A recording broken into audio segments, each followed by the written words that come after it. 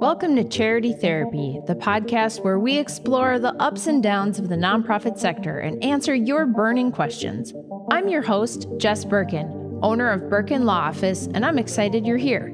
Imagine hanging out with me and my super smart, funny nonprofit expert pals. You get to ask them anything about your nitty-gritty nonprofit life and get their wisdom for free.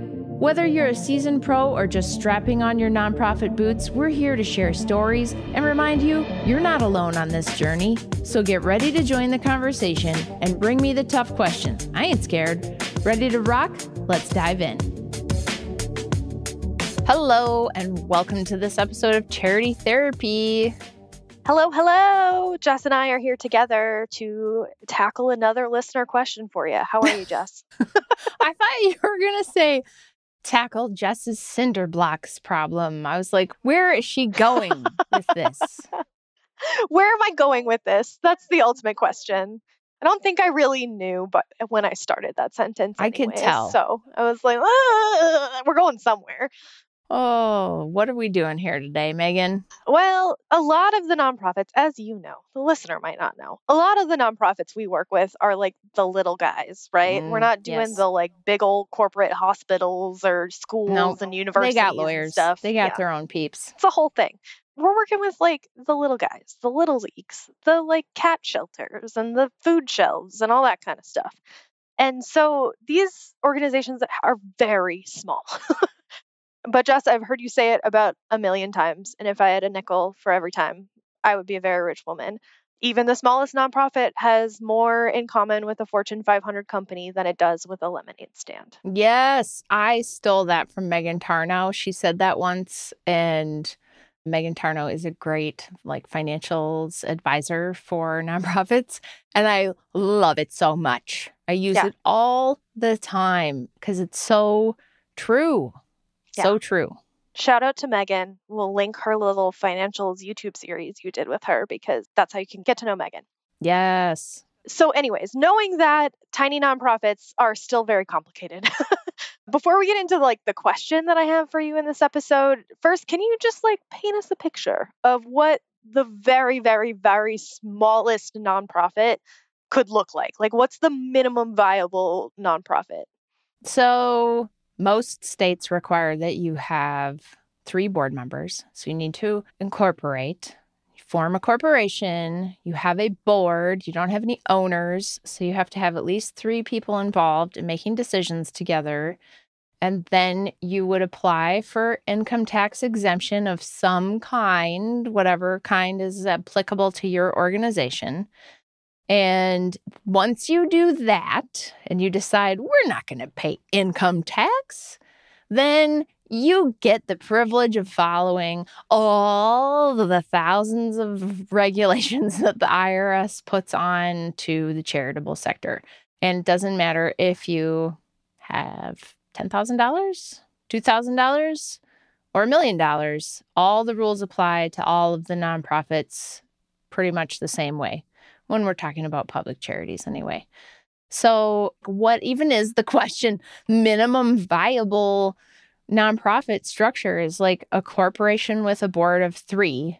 That's all volunteer. They're raising money and trying to make it work. And hopefully they're keeping track of their accounting and doing all of their filings. Oh, and by the way, if they're going to raise money from the public, they're going to have to register for charitable solicitation with their state's attorney general's office. Oh, and by the way, if you don't want to pay sales tax, you're going to have to register for sales tax exemption to purchase your things you need to deliver your mission. Oh, and by the way, if you happen to buy property, you're going to have to pay property tax unless you apply for property tax exemption for your property. Oh, and by the way, if you decide that you should hire someone, then all of the employment laws apply to you, including having work comp and unemployment insurance and all of that. So really, what is the minimum viable nonprofit? Basically, you can't do anything is the minimum viable nonprofit. Yeah. It's not like starting an LLC or something where you can just register and do whatever you want and no one's really looking at what's going on. Yeah, and the papers don't matter and nobody's ever going to look at it again. No, It's just not like that. Nope, you have to get other people involved and the government involved on multiple levels right away. Yep. So I feel like that's an important backdrop of like even the tiniest nonprofits have a lot of compliance and stuff to deal with. And I think that is one thing that our listener question gets into. So, Jess, Okay. are you ready for it? I'm intrigued. Let's go. Let's do it. All right. So, as listener, I say I'm the founder of a 501c3 public charity that's really small and has honestly been pretty inactive for the past year. The org is registered under my name at my home address, which we've been renting at for the last 3 years.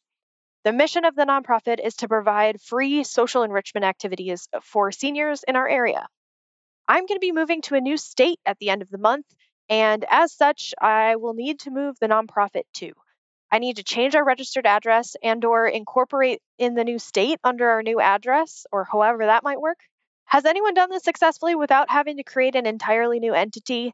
My board members will stay in the same place, so I could leave the entity in my old state, but I'm planning to move the programs with me. I'm the one that does most of the day to day work, so it makes sense for the programs and operations to follow me into my new state. Oh my gosh, when people don't understand how things work, this question makes me so just chuckle with like resigned, like, oh, okay. This is the remember, Jess, not everybody has a law degree I and a know master's in it. nonprofit That's right. management. Okay. So here's the thing. Just know this is not how it works. You don't just like pick up your corporation. Also, what even does that mean? The organization is registered under my name at my home address. You mean you're the president? And then there's two other board members that Yep. aren't part of the corporate register, but surely, hopefully exist. And you're using your home address as a registered office address because when you register a corporation, the state requires a physical brick and mortar location, not a P.O. box. And I'll say a lot of our clients do this who are starting up. They need a physical Absolutely. location. You don't have an office, you're a tiny operation. Like you'll use your home address. That's totally normal. Yes. So first, okay, I want to just address the moving thing. And then I just noticed something else in this question that is just like a huge screaming red flag. We'll circle back to that. Just remind me about the red flag. Okay. So you can't pick up a corporation and move it like that. What you can do is relocate your operations to a new state. If you start your nonprofit in the state of Minnesota, it is a Minnesota nonprofit corporation. It doesn't change what state it's from just because you move to Chicago and start operating there. It will always be a Minnesota corporation. The only way to relocate it is you don't relocate it. You just register it in a new state as a foreign, like meaning not from the home state. And you just register to do business in another state. So people aren't like, I'll just register this corporation as a new corporation in another state. No, now you have two corporations. Mm-hmm. Now you have two entities, but you only have one tax ID number for the federal government. And you probably already got public charity status. And that tax exempt status belongs to the tax ID number that belongs to your, let's just say, Minnesota corporation. So when you want to move to Illinois, you don't want to like apply for new tax exempt. Like, why would you do that? So you just need to register the Minnesota corporation as an entity doing business in the state of Illinois. That is the simplest way to do it. That's it. It's like if you build a house, I mean, technically you could put it on a truck and move it, but like you don't. You can't just pick it up and move it somewhere else. Right. That's just not a thing. Or it's like your birth certificate, right? So you're like born and raised in Minnesota, and my birth certificate will always say that I was born in Minnesota. And Thank even if you. I go like Yes. register to vote in Georgia, I was still born in Minnesota. I just now can vote in Georgia because I've registered there. 100%. Yes. The Articles of Incorporation are like your Declaration of Independence. They create you. They're like your birth certificate. They say who you are. Your tax ID number with the IRS is like your Social Security number. You don't change it. It's your number. It follows you around wherever you go for the rest of your life. You're exactly right. If you were born in Georgia, you were always born in Georgia. Yep. I love that. Can't change it. Good job. Thanks. Anytime. Okay, so that's how you would go about like moving to a new state. But should they? Like, should they move their operations to an entirely new state with them? No, they don't understand what's going on. Because, like, why do you care? Has anyone done this successfully without having to create a new entity? Don't create another entity. That's just creating another thing that you have to manage and apply for tax. Like, it just doesn't even make any sense. Like, just don't worry about that. Yep. And just because you're moving to a new state at the end of the month, why do you need to move the nonprofit? Are you the only person who's involved in the charitable program delivery? Are you literally like it? Like, it's just me, and I provide free social and enrichment activities for seniors in the area where I live, and no one else is involved. And it just follows me around no matter where I go. It doesn't really make sense. So I'm like, is there not like somebody's holding the free social for the elders at the community center, and like you leave for Illinois, but like they're still here in Minnesota doing that? Because if they are, then like the corporation doesn't need to do anything. You need to call, U-Haul and rent a truck, and you're moving your house. But like the nonprofit doesn't need to go anywhere unless you plan to operate in the state where you are personally moving to. In which case, yes, then you got to register.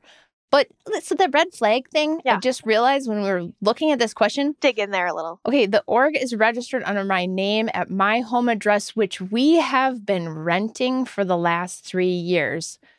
Cue the sound of the record scratch. Like, what? What we have been renting? Now I'm terrified that this nonprofit has been paying rent to the founders, like to rent the house. It's possible. Just me and my family. It's unclear. I hope that's but that would be a red flag. Yes. Let's go with that. Let's go with this question is poorly written. Yes. Yes. Okay. I like that answer better because I'm like, dude, you should not be paying yourself rent from the nonprofit.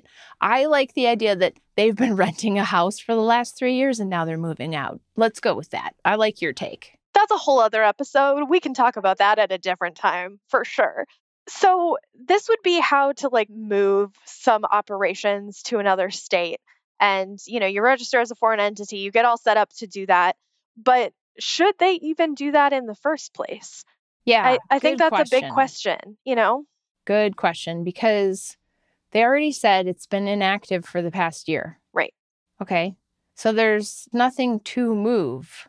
My concern would be, is this corporation already administratively dissolved? Have you been filing your 990s every year to avoid getting your tax exemption revoked? If there's nothing happening, then like, why are you putting in all this work thinking about moving it? Like, it kind of feels like there's nobody else involved. Yeah. Because they feel like they need to move the nonprofit, and that just kind of infers that there's nobody else around them doing anything. And then it's been inactive for a year. Obviously, there's the board members that they refer to that will stay in place. But currently no one's doing anything. Yeah, like if all you're doing is having a meeting once a year to keep the corporation alive, like maybe it's time to put this thing to bed, Yeah. And it begs the question, too, of even if this has been super successful in the past and there's, extenuating circumstances of why it's been inactive and it's ready to, relaunch into the world again, just because it was successful in your old community doesn't necessarily mean that it will be successful in your new community. If you are moving to a new area, how do you not know that there's not already a really great senior citizen enrichment program happening there? Like, just because it worked somewhere doesn't mean that, like you said, you can pick it up and move it somewhere else with no changes. They say at the end that they're planning to move the programs with me. Mm-hmm. But like, you don't know what that looks like in your new location. And if you're the one that does most of the day-to-day work, why don't you just stop having all of this compliance garbage and just go volunteer? Totally. Find an organization that already does this kind of work or would be open to having you like work with you to do some of this work. as a volunteer Yeah. in the area. And then you can do what you love, and you don't have to worry about registering as a foreign entity and finding new board members or a new, address or whatever other things you're worried about right now. And doing all the accounting and Yep. filing the 990s and registering to solicit in your new state. And it's just a lot of work for one person to do one person's worth of volunteer work. Yeah. At least I hope it's volunteer work. Hopefully they're not like a nonprofit of one and they get paid. That would be, again, a whole other episode. Right. This is where this question, I feel like, really illustrates that difference between the nonprofit and the for-profit, even tiny nonprofits. Because if you were, a web designer and you had a really good reputation in your community and you pick up and you move to another state, yep, you're taking your web design business with you. Like, you are going and you are reestablishing in that other state and just working it and making it work there. But with the nonprofit, it's just not the same. You don't have that same flexibility.